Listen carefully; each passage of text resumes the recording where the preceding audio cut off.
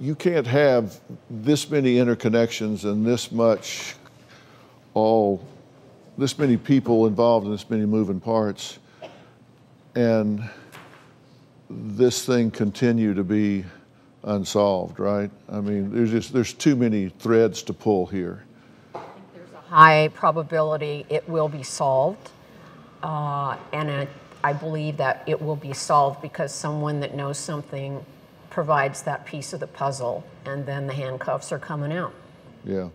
My son Micah has been missing for about 8.5 months. The last day that I saw Micah was March 15th, 2018. My son James was shot on April 8th at approximately 1:15 in the morning. About 2 weeks after James was murdered, Bailey disappeared. My daughter Bailey was 20 years old when she disappeared on April 25th, 2018. I believe that Bailey's disappearance, Micah's disappearance, and James's murder, they're all connected. Once one of them is solved, I feel like all three will be solved. What makes you think that this is all connected? We've uncovered that they have all of their circle of acquaintances, all the same names were coming up. Why do you think your son was shot? I think he was set up. There was guns, drugs, counterfeiting. Well, Di says one of her other sons was with James the night he was killed. There was a big group of people standing around my brother. I literally just sat there and held him and told him, you know, I loved him. This is the hardest thing I've had to deal with. You don't know who shot your brother? No, and if I did, I don't even think I'd let the cops have their chance. This guy has said out loud that he's going to call his boys that are going to come over strapped. And lo and behold, within an hour and a half, some people show up and shoot your brother. Yeah. That would seem to me to be a key starting point. Everybody knows that the connections here were many. Micah was tied to Bailey. Yes. James and Ryan were both there that night. Bailey is also tied to this person, correct? Yes. It can't be coincidence, can it? This whole thing is so interrelated, it's just unbelievable. I think that you know more than you think you do. Well, you know,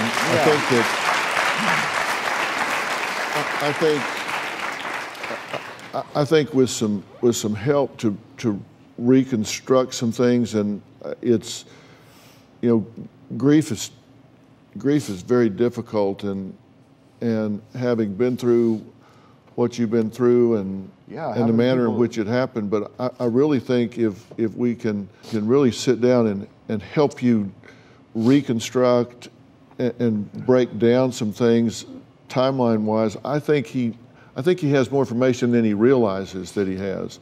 And I say that because I don't think I think you may be blocking some things, but I think there's some things that you may not recognize the significance of. And working out all the players and all that, you may have some pieces to a jigsaw puzzle here that you're not aware of the significance of. When I'm saying, I think Ryan knows way more than he thinks he does. And I think with a proper debrief, you know, there's something in psychology called perceptual defense. And perceptual defense is the mind's ability to block certain things from consciousness because they're overwhelming. I've worked with people who've been in car wrecks and seen their child decapitated in a car wreck, and they have no conscious recollection of it, but it's there. It's buried there, and you can get to it. I'm not saying it's always a good thing to do, but you can get to it. The mind knows a lot more than it is admitted to consciousness sometimes. And there are experiments in perceptual defense where the mind will block things, and you can test that and demonstrate it very clearly. And I think he feels very guilty about his involvement in this and the lifestyle they were leading, and I think that that guilt creates some functional blindness, and I think if he can get past that, he's going to remember a lot more than he thinks he does. And watch this case, watch the media. You're going to see some things change, I think, soon.